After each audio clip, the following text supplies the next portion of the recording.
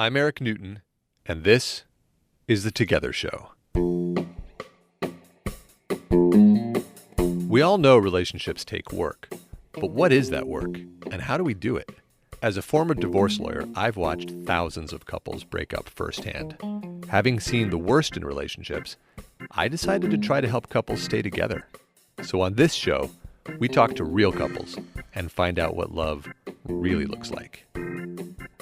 We were both clearly kind of broken from whatever we had just been through. And we weren't really looking to each other as a rebound per se, but we just had such a good time together. It was just fun.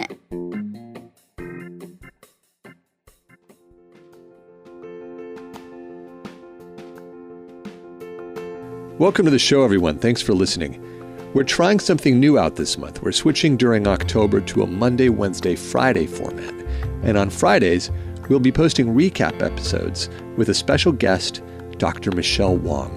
In these episodes, Dr. Wong, producer Shar, and I will all chat about an episode from our archives and answer some listener mail. So let us know what you think of our experiment. We always love hearing back from you. You can email me at host@together.guide with any thoughts, so don't be shy. Now on to the show. Today's episode is about the rebound. We've all heard the standard advice that getting together on the rebound is a recipe for disaster. But it happens so very often that what if it can actually be a good idea? And what is a rebound anyway? Our couple today answers these questions and more as they tell us their own story of the Double Rebound Love Affair. If you're going to have a rebound, this is the way to make it work. So with that, let's go to our interview with Erica and Theo. She's trying to find a diplomatic. I'm trying to find Don't drop the diplomacy. Well, no, I mean, he was like hitting on me at this bar, and I was not having it at all. I was just not in the mood. I didn't want to talk to him. He was like wearing this really pink shirt, and he was very earnest, light red. and very smiley and earnest, and just, like that super friendly guy who. And I think I was just tired, and I just wasn't in the mood to meet anybody, and I did not want to talk to you. I'm sorry. Funny thing is, some of the pictures that we took at that meeting, there's one where there's a big group photo of us and another mutual friend of ours, who definitely was like more scruffy and long curly hair. Like she's like leaned up on him. It was clear that her body language, everything was saying that she was definitely more into that guy than into me. And I was leaning in with my arm around her, and it was so obvious that there was no chemistry there. I love that. Can we use that photo for the podcast? Yeah, sure. That would be great. Yep. Okay, so, but then how did you overcome that? I mean, that's never easy. Well, I think I did the thing that a lot of people nowadays, where you connect with someone over Facebook, where there's a barrier there where you're like, oh, I want to reach out to that person, but I don't really have to talk to them. Yeah. Kind of thing. So I sent her a friend request. She accepted. I probably stalked some of her photos, and then that was it. Yeah. We didn't really communicate until A couple of years ago. Yeah. So it's not like you were pining for her after that. It was you made your attempt that night. Yeah. Didn't work out. Yeah. Friended her and then moved on. Absolutely. Okay. Yeah. And 2 years ago, that same friend came and was staying with Erica, and he lives in the Bay Area. So I was like with any friend in town, like, hey, let me pick you up. Let's go out to dinner and have drinks. Let's catch up. And so we did that. And that night, Erica had plans that definitely changed. Right? What happened that night? Oh God, I was in a class, like a writing class, and it ended. We had to cut the class short because it was the first night of the class, and one of the students was she was like banned from taking classes at this place because she was so insane, and we had to call the police, and the police came to like drag her out kicking and screaming. And so Gosh. yeah, it was, and so that we just like canceled class early because it was, you know, a Yeah, little you're gonna traumatic. continue after that. Yeah, how do you recover after that? I mean, it was crazy. Imagine being the professor. I know. Poor guy. Poor Bob Carlson. Sorry, Bob. So I went to meet up with them since my class got canceled. And by this point, we had already had dinner. We were at this this bar, Melrose Umbrella Company, and I was already probably halfway through an old-fashioned. And I guess this time around, when she showed up, there was something that was different about the energy right away. And I think some of it had to do with the fact that, no surprise, I was in a relationship at the time. And I think that it goes without saying that when you're in a relationship, whether it's rocky or smooth, you definitely exude a different kind of energy. Yeah, you know, I for certainly wasn't flirting with her. And I think that, you know, you were also in a relationship. I was in at a the time. relationship too. Yeah. Now, when this was happening, were you guys remembering the last interaction? I mean, was it a thing that you remembered, or had it sort of slipped your minds? Yeah, I remember. Yeah, I remember. So you remembered him trying too hard. Yeah. And did you know it was going to be him who was there, or did you I walk in did. blind? Oh, yeah. Yeah. So were you walking in thinking, oh, it's going to be that guy? Well, you know, he was very nice, and so I didn't really think anything of it. It was just like, oh, he's nice, and I'm in a relationship, so it's, you know, a non-starter. Yeah. And, you know, my good bud is there too, so we're just going to have a drink and no big deal. Yeah. Okay. And I remember thinking that she was standoffish. The second time? No, the first time. The first time, yeah. But, you know, I don't think I brought too much of what I remember about her from years earlier. Yeah, it's not like you were holding on to a grudge about it or something. Not at all. Okay. So I think the fact that we were able to just comfortably enjoy, you know, each other's company over drinks. Right. There was a moment, I can't pinpoint it, but in the evening where I had the realization, was like, oh, I completely misread you. Like, you're actually a lot cooler and funnier and all this than I thought. And maybe it was just because I was coping with rejection, or if it was just simply, it was a different energy altogether. Yeah. And I remember, I think I had a cigarette with you outside afterwards. Oh, babe, you're outing me on this podcast. Are you like an Obama smoker? Hide a cigarette and do it once? Well, I think in a previous version of myself, yes. But if I've since quit, Well, Mom, I outed if you're listening to this. I outed myself too. But I just remember there being a moment where I was like, oh, I really like, yeah, you're really cool. And, you know, we both live in the same town. Maybe we should hang out. And we even went so far as to exchange numbers.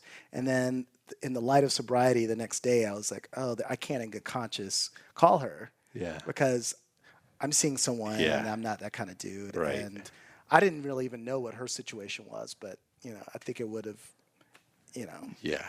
It wouldn't have been met well anyway. So Nice. I like that. So that's now the third time that we've crossed paths where the timing or the chemistry just wasn't right. Yeah. And then when that relationship ended, I had a moment, not a very long one, where I said that I was going to swear off dating. And it probably wasn't more than 3 weeks that I started to like do the thing that I think a lot of men do when they're out of a relationship. You know, they've deluded themselves into thinking, oh, there were these 3 or 4 women that I probably could have gotten with if I had not been in a relationship. And we do that, don't we? yeah. So she was kind of on my list, and I, you know, I make no bones about it. I mean, I reached out to several, and she responded, and it was very. I mean, I didn't make a big overture. Wait, you reached out to several? Yeah, I told you that. I don't know that you did. Oh, I'm sure I did. Okay. All right. Wait, does that make you feel bad like you're not special? No. Yeah, I was gonna say. It's not a big deal. I just. I told you. You know, when we were in the beginning of us dating, I was dating 1 or 2 other girls. Yeah, the but I very didn't. beginning. I didn't really. Okay, it's all. But good. you also knew that I was recently single too. Yes, I did. So I was definitely in a sort of not entirely self-destructive, but I wasn't thinking I'm in a place emotionally where I'm ready to begin something new. Oh, I didn't think you were going to say self-destructive. You think of that as self-destructive partially? Well, I think if That you phase? go out into a situation where you're allowing yourself to be emotionally vulnerable when you know you don't have the emotional bandwidth to deal with said emotions, It's a setup. yeah. Yeah. Okay, I see that. And I think to some extent, you know, her her breakup was even more ripe than mine was when I connected with her, Yeah. and she agreed to come and meet up with me, and we spent part of an afternoon together. Yeah, I would literally broke up with the guy I was seeing that same weekend that I Got a started call. started hanging out with Theo, which That's pretty quick. I don't recommend. But it was the kind of thing where we were both, clearly kind of broken from whatever we had just been through, and we weren't really looking to each other as a rebound per se, but we just had such a good time together. It was just fun, and we Yeah. laughed, and it just was easy. It wasn't really a rebound, which makes me want to know what is actually a rebound. We always talk about that. What actually is it? Well, I think a rebound is a substitution of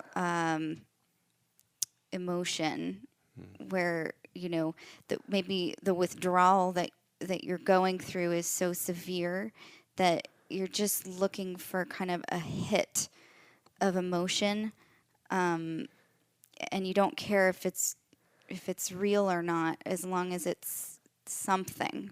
A surrogate for the intimacy that gave you safety before and is now lacking. Yes, or maybe not even safety, but just comfort or Yeah. familiarity. Synonyms for safety. Yeah. And that makes me wonder. Now that you said that, is it the idea of the idea of the value of a breakup is almost that there's something to be learned, Right. or some awareness to be Yes. expanded, maybe. Yes. That can be the value. And people talk about it's too early to get into another relationship. I wonder if that is because you haven't learned what there was to learn from the last one. Right. I mean, sometimes you need time to really evaluate where the mistakes that you yourself made in a situation, because Yeah. I think particularly when you're right out of a relationship, I don't know, at least with the previous one I was in, I think I was very quick to point the finger at her for being the reason why things didn't work. Yeah, it was the other. So that's that lady's fault. Right. Yeah. As opposed to the things that I could have learned and did learn from that situation. But I think that, for me, rebound is definitely a sort of like intimacy light, but it's also, I think, a chance to maybe even it's like revenge sex, like if you were unhappy in a situation before, it's a way to take out that aggression, but take it out on someone else, and which is, in a lot of ways doubly bad. But, I feel like I've always been able to justify it if I played it cards up, being like, hey, by the way, I just got out of a relationship. I'm emotionally a wreck. I don't know that I'm in a place to build right now, but, I like you, ellipses. And I want a revenge sex. That sort of left unspoken, but See, if I'm that's being so interesting intellectually that you honest, say that, because I get the sense that and I can speak from my own experience that it's not the same way for women. That maybe, men experience this revenge sex thing differently. But for me, and I would say for women, and it's so funny because I studied this in college. I studied jealousy as experienced by men and women, and what I learned was that men are more jealous of physical infidelity and women are more jealous of emotional infidelity. You hear that colloquially. Is that actually research-based? That is actually research-based. Interesting. And so for me, the fact that we were just having this great time together and laughing a lot and having so much fun, it felt very kind of intimate to me. And it was a great point of comparison from what I just left, which was not happy and not healthy and not fun. Well, I can imagine. Well, that's slightly different than emotional revenge. That's more like emotional affirmation. You're proving to yourself that it was a good move to leave. Yes. Was there also an element of emotional revenge, something along the lines of, well, see, I can get another man who's intimate with me, and kind of proving something to this chimera of your ex? I think what it was, if I put the revenge lens on it, was my ex was very cold. He was like a very distant, cold person. And then I started hanging out with Theo, who is the complete opposite. He's warm and he's, engaging, and he's a great listener. He asks great questions. And so in a way, it was kind of like this guy has all the things that you don't, and it's, he wants to have that type of a connection with me. He's like seeking that from me, whereas you didn't, so you're lost. Yes. Okay, I can get that. Well, so some of these elements were present. Some of the rebound elements were present. Some of them, for sure. They were. And I think there was certainly a point very early on where we both, but certainly you, like pumped the brakes to be like, whoa, this has a high potential to blow up in both of our faces, and we don't want to create a bad situation. We don't want to prevent us from being friends, perhaps down the line, and we certainly don't want to create an awkward situation for our mutual friend. Yeah. So maybe we should stop before things get too heavy. And did you stop for a time? One day, I think. Yeah, That's pretty I tried. cute. Yeah, I did. I kind of ended it for a day. Yeah, you asked me to leave, and I respected your wishes. You did. And Yeah. You reached out, and I was confused. But Reached out again afterwards, you mean? Yeah, and afterwards. And you thought this is a mixed message? Well, I wanted to respect her wishes and the space, and I felt, well, maybe she's right. Yeah.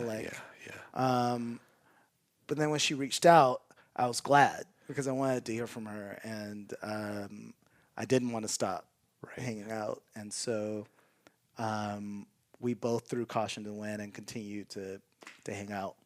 Mm-hmm. And I feel like the thing that was very different because of the fact that we were both fresh out of relationships and the fact that we had such an odd sort of origin story is that I feel that a lot of the mating dance or the typical courtship, we kind of skipped over that. I mean, I felt like there was an immediate sort of comfort level that you don't get when you meet someone cold for the first time and you're trying to tiptoe up to each other and, limit what you reveal about yourself gradually, whereas we were just very sort of bleh. We were both a mess, and we were both commiserating, maybe even too much about our previous relationships. But you were both doing it, so there wasn't one person who was annoyed. Right. We were both sharing, and I think in that we were learning about how each of us are in a relationship. Yeah. And And then we very quickly was like, you know what, maybe we should stop talking about our exes. I think we put the kibosh on that. Yeah, And then, yeah. and it was at that point, I think we were able to begin to just focus on each other. And it was a little bit scary because I think weeks had gone by before we had any realization that much time had gone by. And You know what I'm wondering about is when you're. I know a lot of people when they're in that post-breakup phase. It's like you said earlier. They're trying in the process of trying to understand what went wrong. A lot of times we'll be blaming the other person, and so if the two of you are in that process with one another, and despite I'm imagining that despite the best of your emotionally mature intentions, you were probably pointing the finger a little bit at your exes. A lot of it. A lot of it. Yeah. Yes. Couldn't that, though, set a very dysfunctional tone for the two of you? A non-responsibility taking type of tone? Potentially. And, which I think is why I was so reticent to get into something with him. Yeah. Because the narrative that we're given is like, oh no, you shouldn't just jump right into something new. You need time to heal. You need to, get reacquainted with yourself. All those cliches. Yes, the cliches. And I believed them too. And there's truth to them. There's a reason. I think that's true in a lot of situations. Yeah. It just wasn't true in this one. Yeah. And in this one, it felt different immediately. It was, after about a month of dating and going through the whole, talking about our exes thing, and now we're not, we both kind of realized like, oh, this is a thing. Like we're in a thing. Yeah. But it had just been so easy that it didn't seem to matter for a while that it, to define it or to really even talk about it. Yeah. It just was. Well, how long ago was this? It was a year and a half ago. And then how soon did you move in? Theo just moved in. a few months ago, right? Yeah. Beginning of the summer. So we had been dating for more than a year. Over before. a year. Yeah. And it was one of those things where we were both a little bit, we tiptoed up to that as well because, I think that we both have had experiences cohabitating and we didn't want to wreck a good thing by moving in too soon. Yeah. And so I think somewhere along the line we decided we would just continue to have our separate places for as long as it made sense. And I think that, at a certain point, I don't know if there was a defining moment that pushed us in this direction, but it's been great. Really? Yeah, it's been amazing. Actually, I was, we were both nervous. 2 months. Yeah. Yeah. So you're both now. One of you moved into the other one's place, Right. Which is a thing, right? Because Yeah. a lot of times you want to create a neutral new space, but if you're a normal human in a big city, you really can't afford that. So you Right. chose Erica's place. Yeah. And so what has that been like?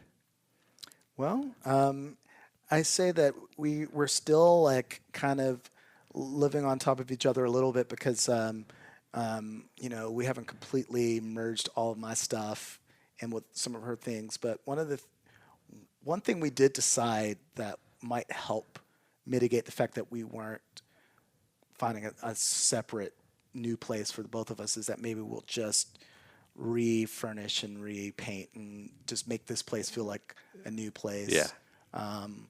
And, I think life hasn't paused for us to take on that project because she's been really busy with work and life, and same here.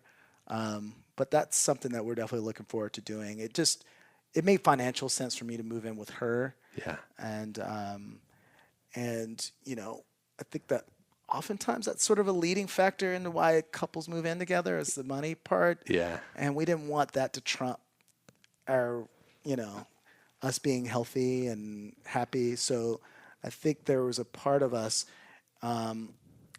we were somewhat had a safety net in that, like, I still own my place, which is a little bigger.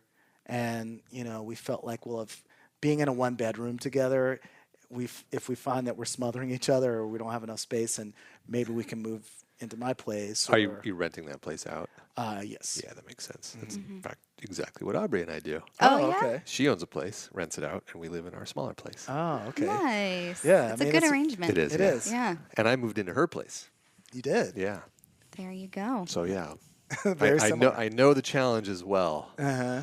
And I also know the peace of just dropping it all and just Right. accepting the new environment as the one, Yeah. Okay. So there's something that I keep wondering about with the two of you.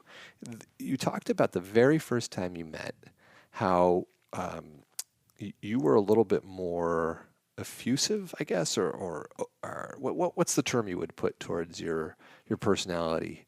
When we first remember meeting each other at the bar. Yeah. I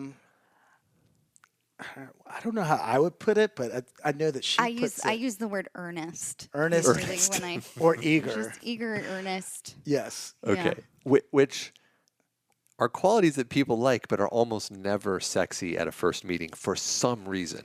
I don't know what it is about the human condition, but that is a universal fact. It's Right. better to be a cool jerk than it is Right. to be earnest. The nice smiley guy, which I am naturally. Right. Yeah. Okay, good. So that's my question. So are you that? Is he that guy? Oh, yeah. In general? Yeah, he absolutely is. Yeah. And are you? How would you have described her that night? Well, at the time, I would have described her as standoffish and, I don't know. I don't know how else I would put that.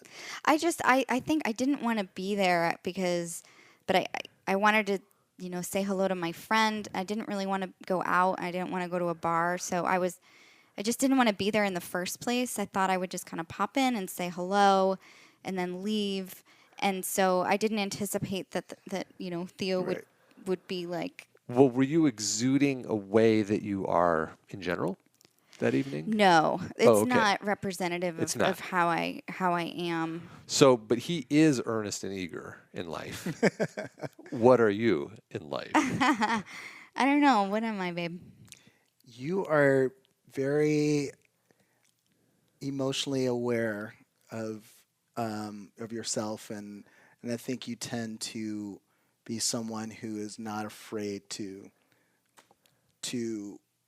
project your honest self. Whereas I tend, I will hide my feelings behind smiles and, yeah. I did not. Yeah. Good God. Thank you for exposing that. Mm-hmm. Well, what I noticed when you two sat down was that you, just like you described at the bar, leaned towards her and she leaned away. Oh, really? Yes. And slowly through the conversation, you've been coming closer and closer and closer to him. That's interesting. That's interesting. Because And I don't know if it means anything, but I just kept noticing it. I don't think it does, because I would say one of the big, if we're talking about when we met and when we finally really connected, one of the big complaints that I had with my previous relationship was the fact that there was no affection in that relationship, and I think that I may have hung too much of a lantern on it because there were other things that weren't working between the two of us, but it became sort of a headline, missive about what went wrong there. There just wasn't enough affection. Not at all. Yeah. Whereas with this relationship, it's she's very affectionate, and to the point where it's like, this is exactly what I wanted and needed out of a relationship, but maybe was a little bit afraid to admit it. Yeah. Because I don't know if that's a ding on my masculinity or what, but I guess maybe I just always thought that would be great if, as opposed to must have. Yeah.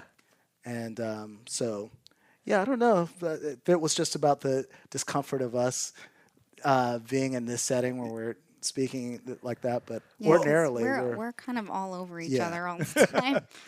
Well, I mean, your knees are touching. I mean, it's not like there's a lack of affection, but I just noticed that Yeah. slowly coming back together thing. The other funny thing is before the interview started, you said that you were the one who is less communicative about the relationship. And, well, you said that this specific relationship, you haven't been talking to outside friends, which I took to mean that you're less communicative about the relationship. I may have read too much into that. And Erica, you're the one who, when I first contacted you guys through a mutual friend on Facebook, said, yes, this would be great, except I'm out of town and I wish I was going to be there. And then my dates changed and it worked out. But you've been the quiet one on the interview and you've been talking on the interview. Yeah. I guess I'm chatty. Theo is a chatty McChatterson for sure. And you know, the thing is we both are very cognizant of listening to each other and not interrupting and not talking over. That's a big value of mine. Yeah. So I don't want to ever disrespect him by cutting him off or jumping over his words, and he does the same for me. But I tend to be more succinct, I think, in what you say. in what I say. And Theo is just, he stretches things out really. He'll give you like every detail of everything, and I'll be like, babe, I don't need to know about this stranger and where he grew up and how, his mother's friend Sally used to work for, General Mills, and then she stopped. So I think that's fascinating. Well, so Theo, along those lines, you were saying also before the interview started that you haven't been talking to your friends about the relationship because you usually only do that when there's a challenge. And but why don't you talk about what's working or what? I mean, is there really nothing to talk about with your friends, or is there a different qualitative difference now? Maybe so. I mean, I guess I should start by saying that some of my closest guy friends are married with children and live in different cities. Yeah. And, we don't, as a result of that, we don't speak to each other quite as often as we did when we met in our 20s. Yeah. And caught up, and we're at these parties and bars where we're meeting people and constantly keeping each other updated on, different romantic encounters. Right. So when I do, so that means just by road of our lives having changed, I don't talk to them as much, and therefore, but I would certainly, my relationship's one of the first things they'll ask about, and I don't have a problem talking about it. That's it for part 1 of our interview with Erica and Theo, folks. Thanks for listening. In part 2 on Wednesday, we'll hear about their political differences and how they've managed to navigate those. It's a great conversation, if I may say so, and I hope you listen in. If you liked what you heard on our show today, please subscribe to us on iTunes. It makes a big difference when you do that. Please also consider donating to our Patreon campaign. Our little show has more expenses than you would imagine, and we're on a mission to crush shame, so every penny really helps. You can find our campaign at patreon.com/together, and I'll put that in the show notes. If you have any questions or comments, or if you'd like to be on the show, please reach out via one of our platforms. You can find our website at www.together.guide.